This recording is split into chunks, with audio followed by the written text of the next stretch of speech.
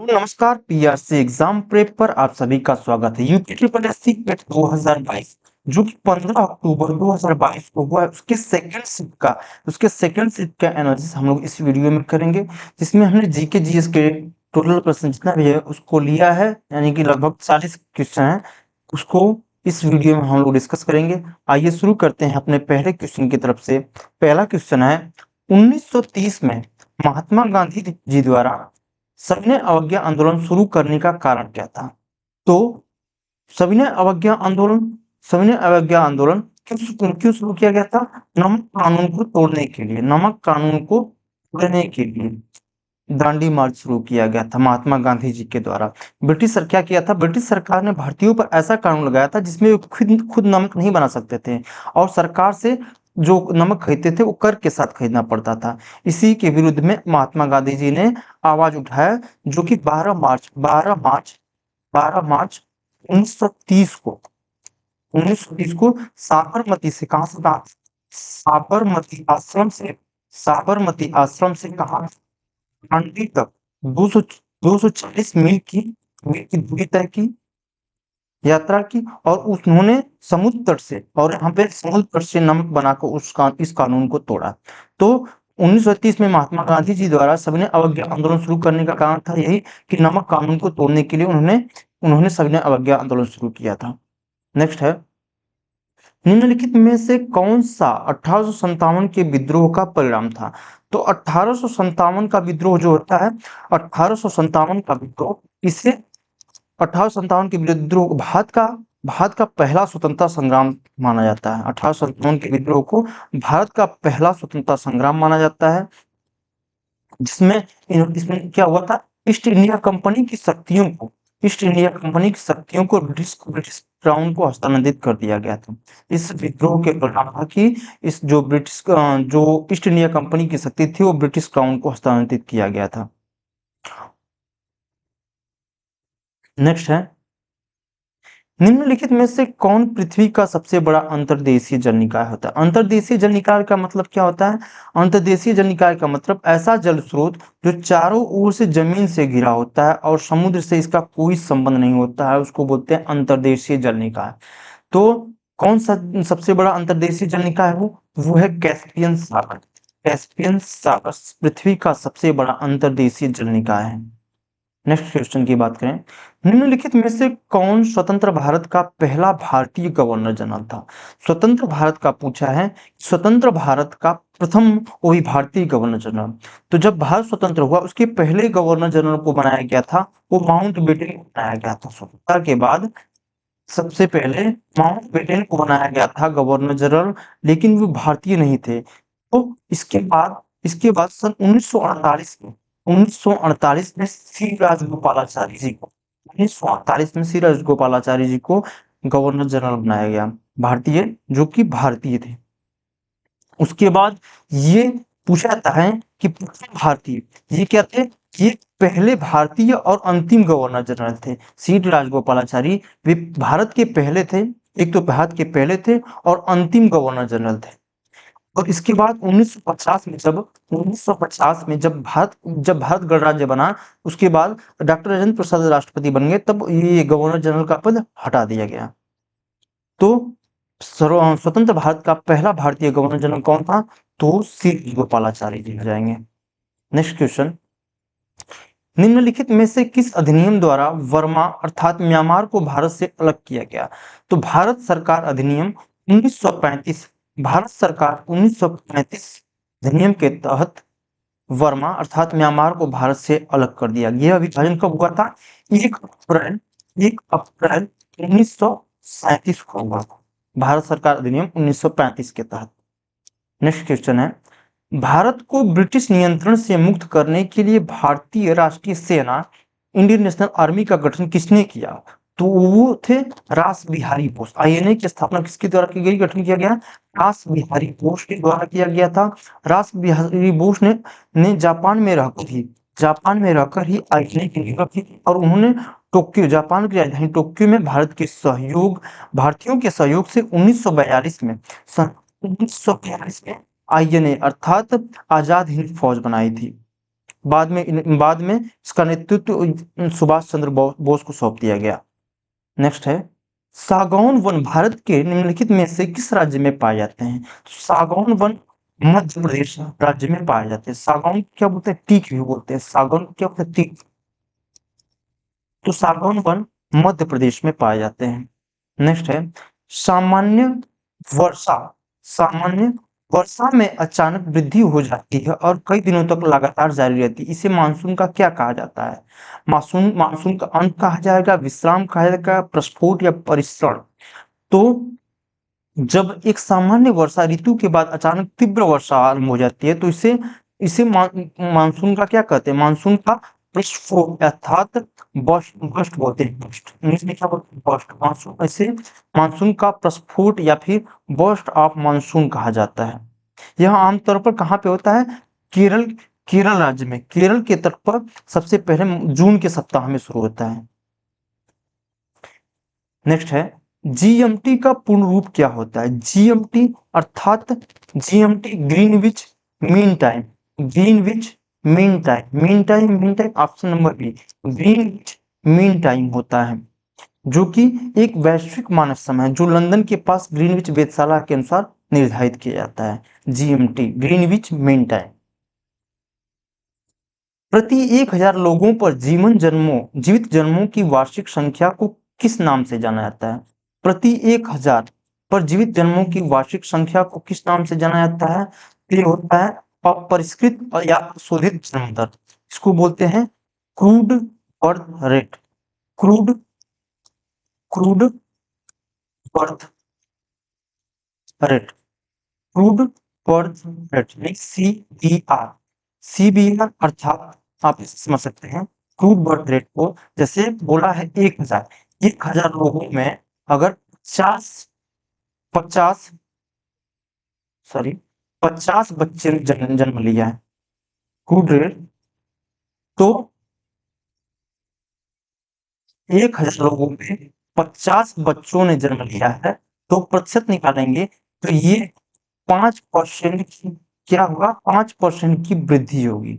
तो इसको बोलते हैं CBR यानी कि क्रूड बर्थ रेट, यानी कि 5% वहां पे वृद्धि हुई जन्म दर।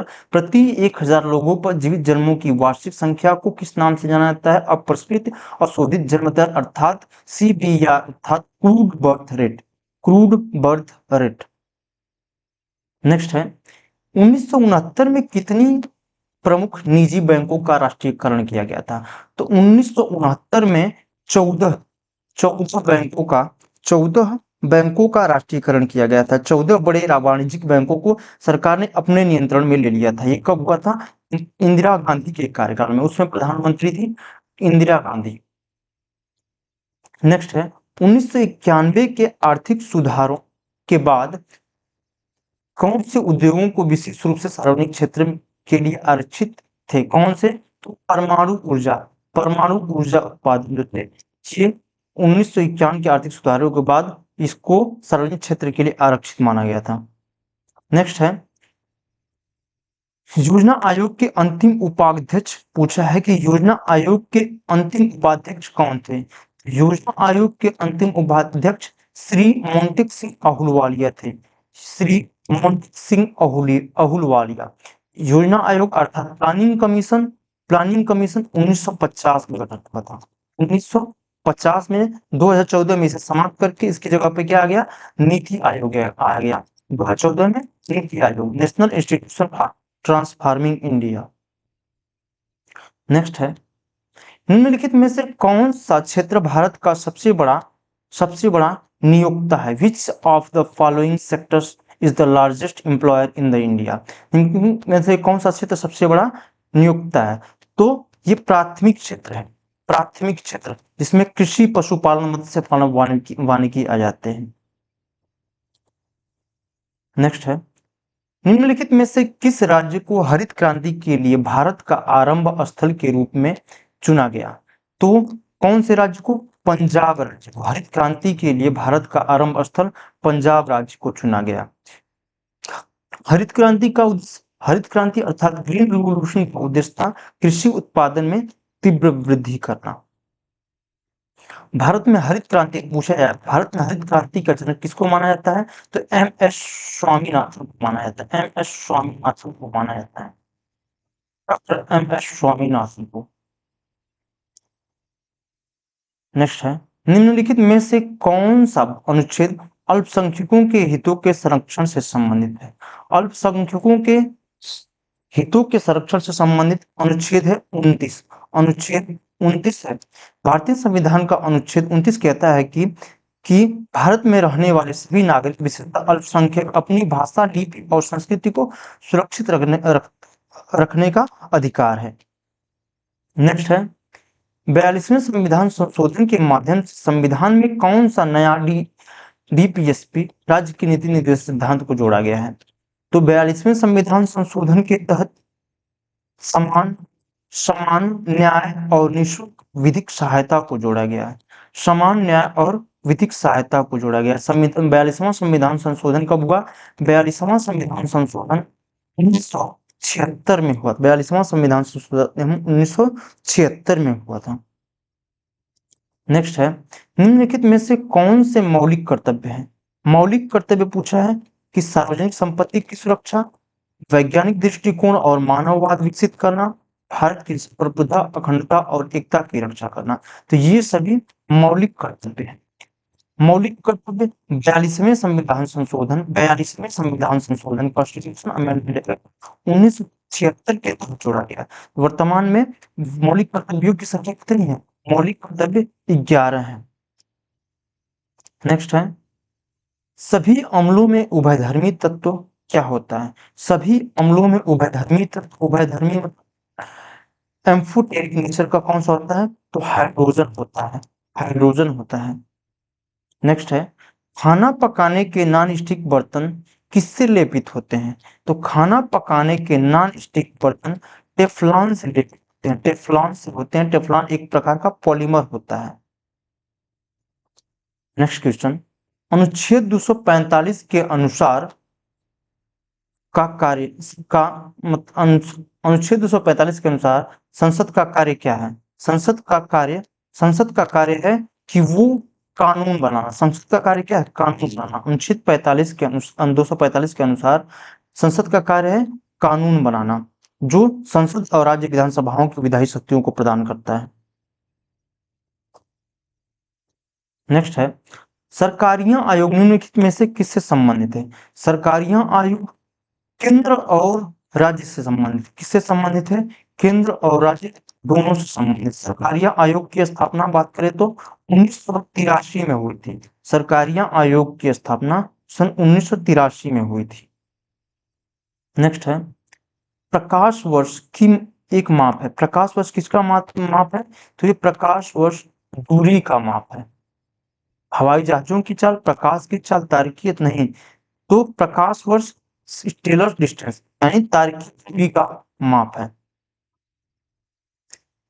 पौधों का विकास किससे प्रभावित होता है? तो पौधों का विकास प्रकाश की गुणवत्ता और किससे? अवधि से, मात्रा से नहीं, प्रकाश की गुणवत्ता और अवधि से, quality and duration of light से प्रभावित होता है पौधों का विकास। नेक्स्ट है, निम्नलिखित में से कौन सा सबसे बुद्धिमान स्तनधारी है? सबसे बुद्धिमान स्तनधारी डॉल्फिन को माना जाता है। सबसे बुद्धिमान स्तनधारी डॉल्फिन होता है। डॉल्फिन में अत्यधिक सामाजिक व्यवहार, सीखने की क्षमता, स्मृति शक्ति और संप्रेषण प्रणाली, एक कम्युनिकेशन शक्ति होती है।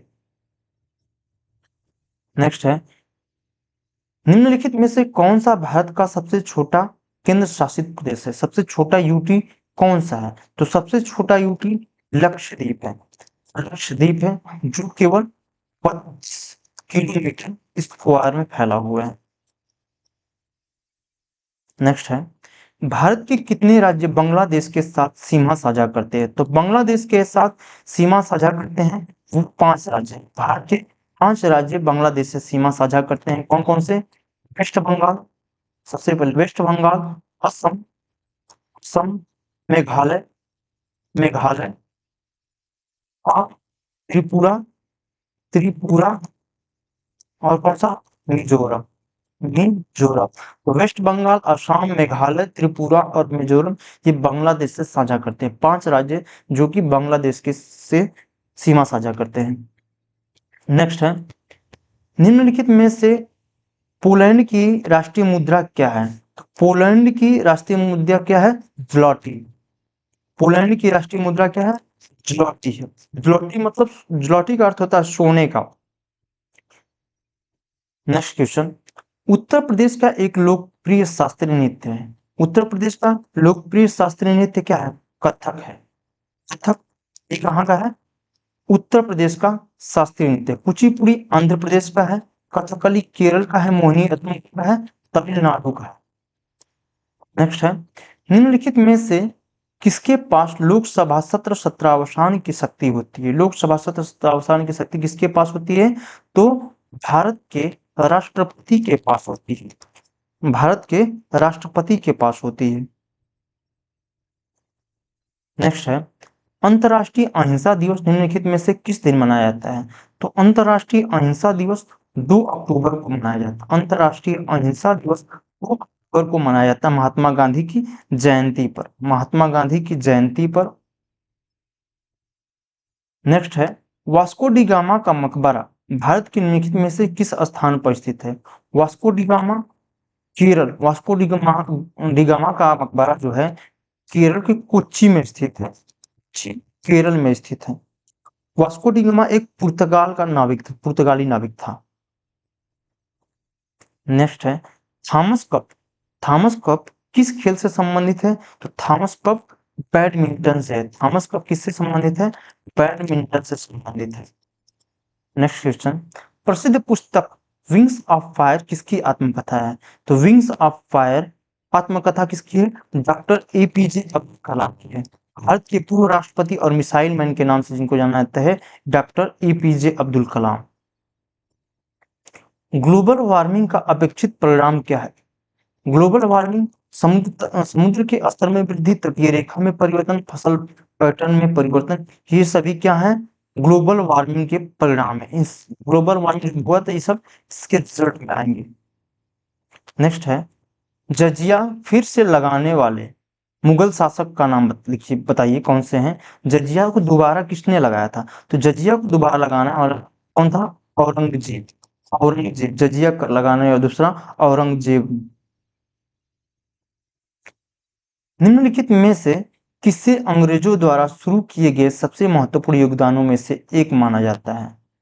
अंग्रेजों, तो ये किसको माना जाता है? रेलवे को। अंग्रेजों निम्नलिखित में से किसे अंग्रेजों द्वारा शुरू किए गए सबसे महत्वपूर्ण योगदानों में सबसे महत्वपूर्ण योगदान का था क्या था? रेलवे। रेलवे बनाया था।